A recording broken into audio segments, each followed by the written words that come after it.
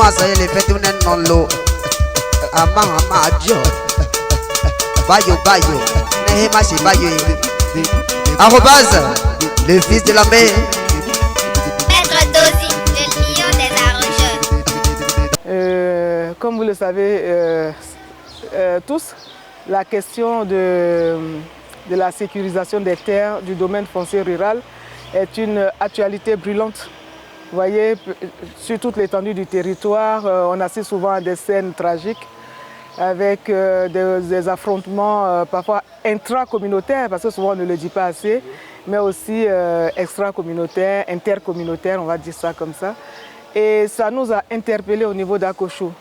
Nous disons qu'il y a quelque chose que la diaspora peut apporter à ce niveau. Parce que n'oubliez pas que la diaspora, c'est quand même l'ensemble des enfants qui sont partis à l'extérieur et les parents les écoutent énormément. Si la diaspora s'organise et vient dire aux parents, sécurisez vos terres, ou bien essayez de faire en sorte que les terres ne soient pas bradées, les parents vont écouter. Et vous avez vu aujourd'hui, ils sont venus massivement pour écouter leurs enfants de la diaspora. Donc ce qui nous a motivés, c'est la question fondamentale du foncier rural dans notre région.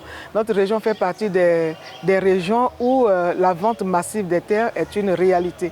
Ce n'est pas moi qui l'ai dit, il y a des statistiques. L'INADES Formation a fait une étude en 2012 sur cette problématique au niveau de toute la Côte d'Ivoire.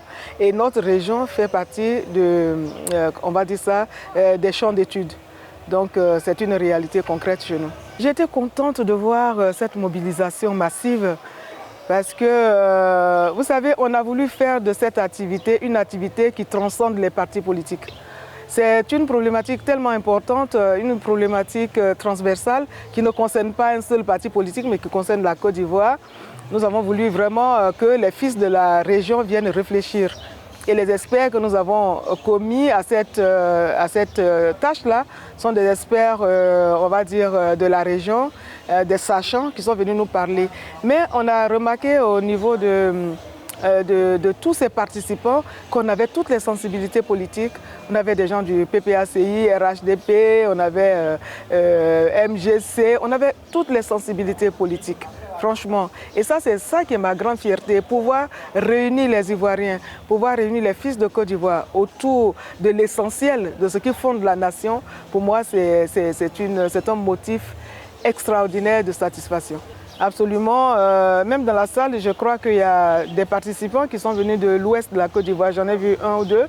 Et nous pensons que les résultats de cette action que nous avons posée aujourd'hui, de ce séminaire-là, on peut les mettre à la disposition, pourquoi pas, des responsables administratifs, des élus et tout ça, pour que la sensibilisation ne soit pas uniquement concentrée au niveau du pays acquier, mais que ça puisse faire tache d'huile juste dans les autres localités de Côte d'Ivoire.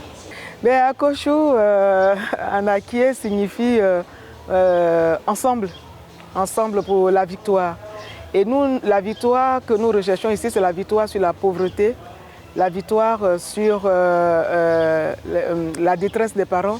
Vous savez, notre région avant faisait partie de ce qu'on appelle la boucle du cacao.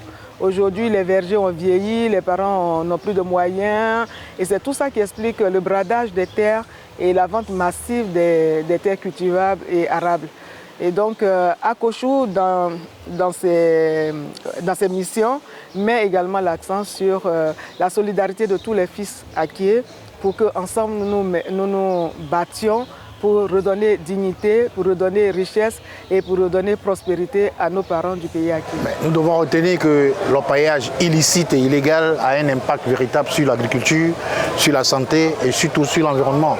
Et cela se voit aujourd'hui à travers, quand nous visitons les réserves où sont passés ces orpailleurs, des trous béants, des rivières qui sont polluées.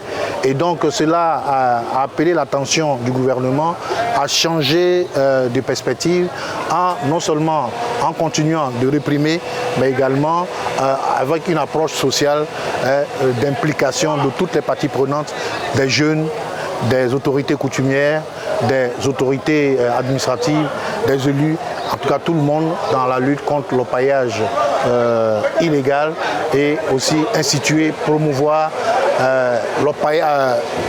l'exploitation aurifère à petite échelle, pour ne pas dire artisanale.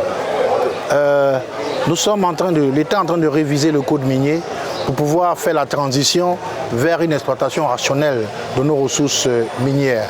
Et cela passe par la sensibilisation, la formation, et surtout des jeunes qui sont à la recherche d'emploi pour en tout cas aller vers ce qu'on appelle aujourd'hui les emplois verts pour non seulement sauvegarder l'environnement, mais aussi avoir de l'argent et surtout éviter la déviance sociale, éviter la débauche sociale et être responsable, être des citoyens responsables, éco-citoyens comme on le dit, pour non seulement sauver l'environnement, mais aussi lutter contre la pauvreté, c'est-à-dire avoir de l'argent pour satisfaire aux différents besoins humains qui nous assaillent au quotidien. Et je le dirais parce que aujourd'hui, les gens racontent beaucoup de choses pour dire que tout le monde est impliqué, mais en vérité, c'est quelques éléments qui sont impliqués dans cette affaire. C'est pour ça que l'État maintient toujours, en tout cas, la répression. Je vous ai parlé de GS Loi, le groupement spécial, la lutte contre l'orpaillage illégal qui a été créé. Et GS Loi, c'est une recommandation du Conseil national de la sécurité. Donc c'est en haut lieu, c'est le président même qui a décidé que le GS Loi soit créé, qui a décidé qu'il faut prendre le problème de l'orpaillage de façon, l'orpaillage illégal et illicite, de façon globale. Et il faut passer à une transition vers l'exploitation aurifère durable, responsable et responsabiliser les jeunes qui vont se trouver dans les coopératives formées, accompagnées par l'État avec l'octroi des autorisations sur les parcelles communautaires, des autorisations qui pourront permettre à ces jeunes-là de vendre, d'être dans la légalité, quand il y a une autorisation qui est dans la légalité, et également vendre au juste prix leurs produits sur les... C'est parce que les jeunes, ça donne la facilité. Je vous ai dit, l'orpaillage, c'est l'argent facile. Et c'est pour ça, quelqu'un me disait que les congés anticipés de nos jeunes aujourd'hui, c'est justement pour avoir le temps d'aller travailler dans les mines pour les fêtes de fin d'année.